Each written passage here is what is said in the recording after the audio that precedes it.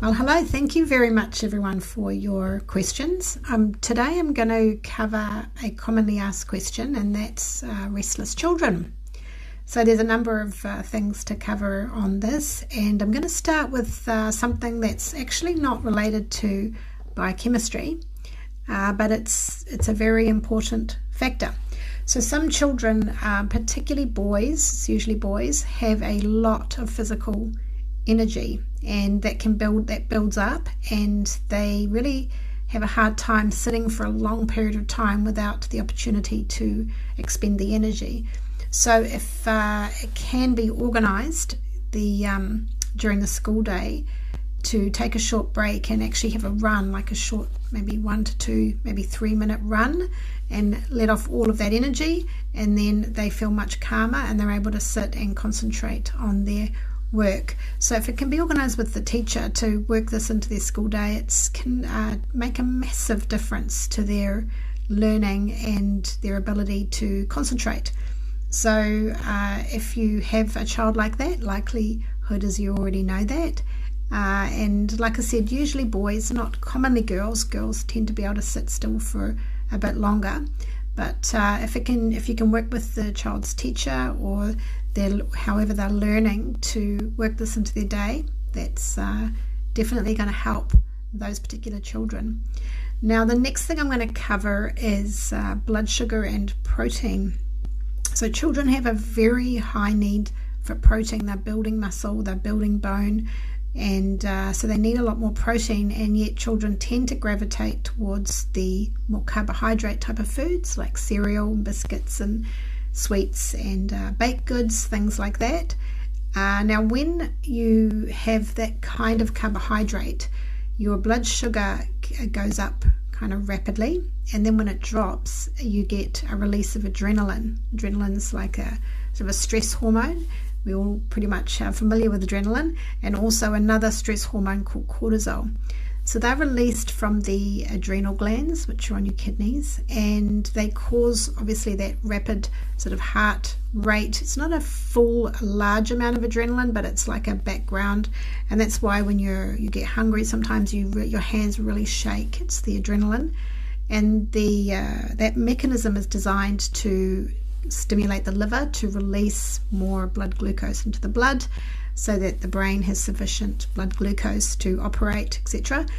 But that adrenaline can certainly make things very uncomfortable for a child trying to sit still and concentrate, because they may be shaking and their hearts may be going slightly more rapidly. So the way to get around this is protein snacks during the school day. So, and starting the day with some protein.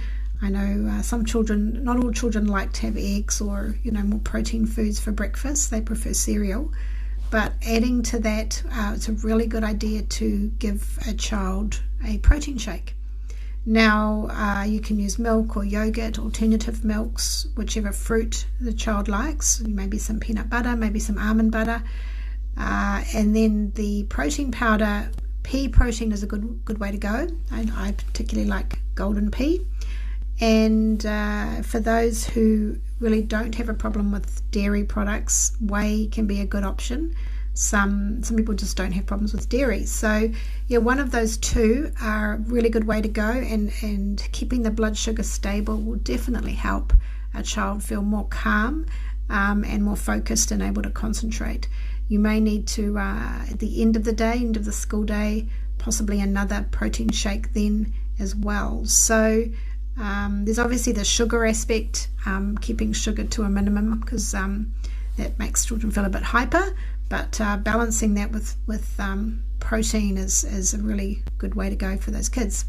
All right, the next one is a little bit of a hidden one, and that is a food additive called MSG, or monosodium glutamate. Commonly on labels it's only seen as a number 621, or sometimes E621, and it's a flavor enhancer that you find in savory foods, particularly easily found in children's food.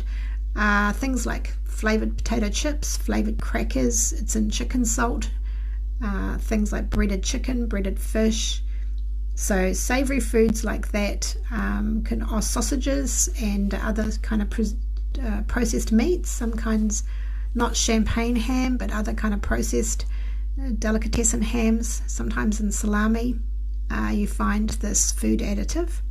So it kind of causes problems on 3 different fronts for a child. First and foremost, it causes agitation in the same way you might find sugar, like when children have a lot of sugar and they get wound up and feel a bit hyper. MSG can definitely do that in some children. The other thing MSG does is cause kind of a widespread itchy skin. It makes children very hard. It's very difficult for children to sit still when their skin is itching. Generally you wouldn't get a rash or anything visible with that. It's just this sort of overall, all the skin kind of itches.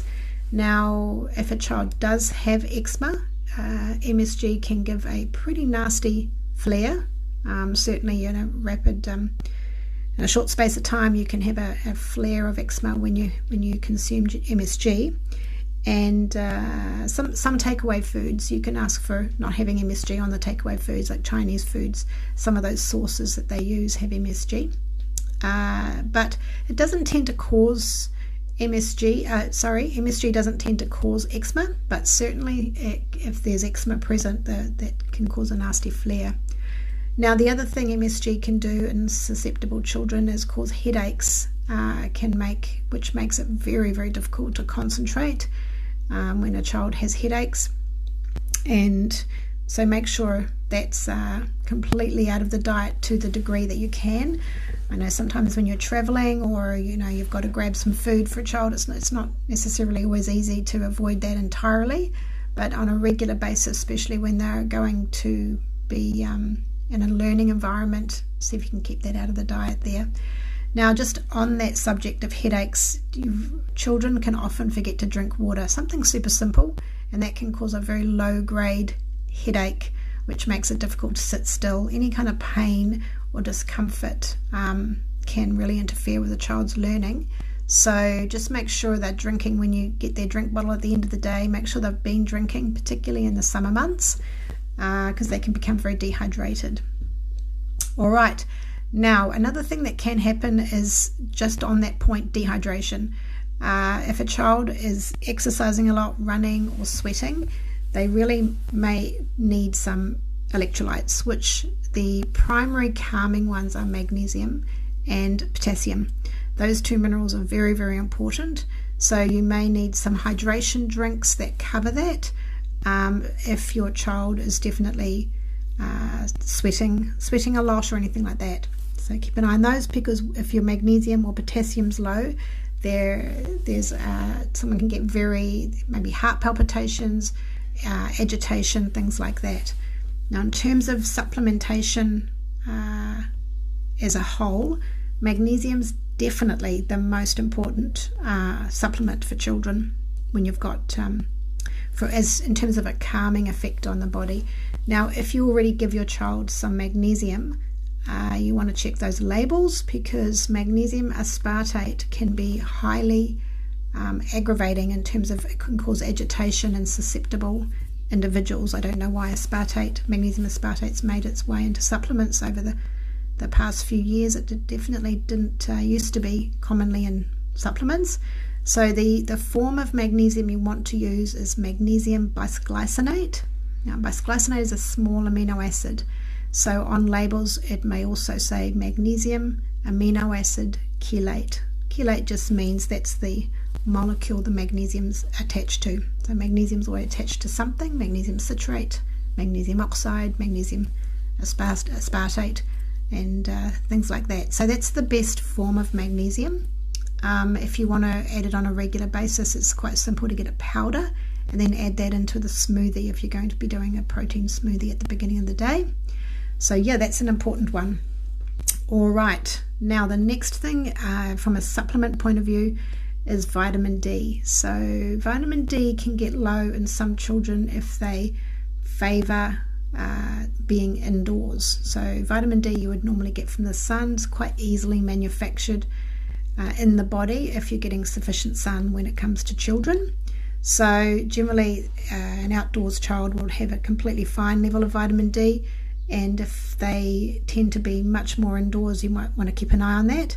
So vitamin D is definitely dose dependent depending on the age of the child, so you want to make your way to either a health professional or a health food shop or a chemist and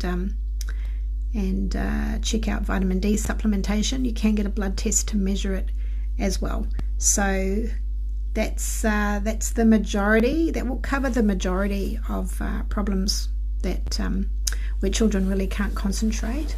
But there's a couple of wee things I want to comment on. One is some children have problems understanding what's going on in the classroom. So if they didn't hear properly or they don't really understand what's expected of them, then they may act up or have trouble or get bored or try to do something else because they're just not tracking with what they need to be doing. So that's something you can also check. Did you hear what was the teacher said? Did you fully understand what was needed? And sometimes you'll find there's some confusion or misunderstanding, or perhaps there was some noise, or they're at the back of the class, couldn't hear. That's a very important factor, just to check out that they're kind of engaged in the classroom and really understand what they need to be doing. Now, one last thing I'm going to comment on is some children are highly creative. They gravitate towards maybe art or music.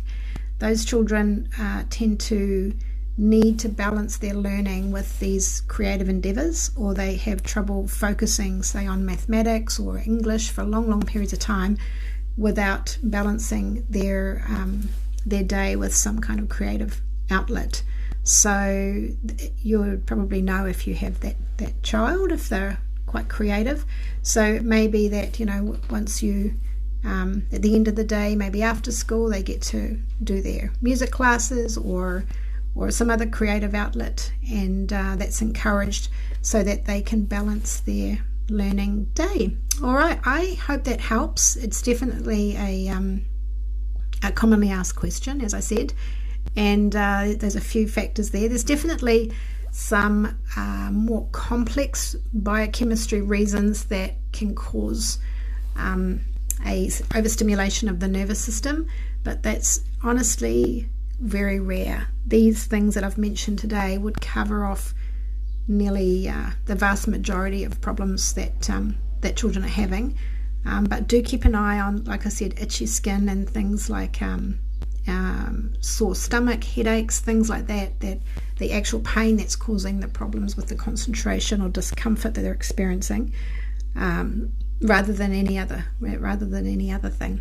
All right, wishing you a very, very lovely day until the next time.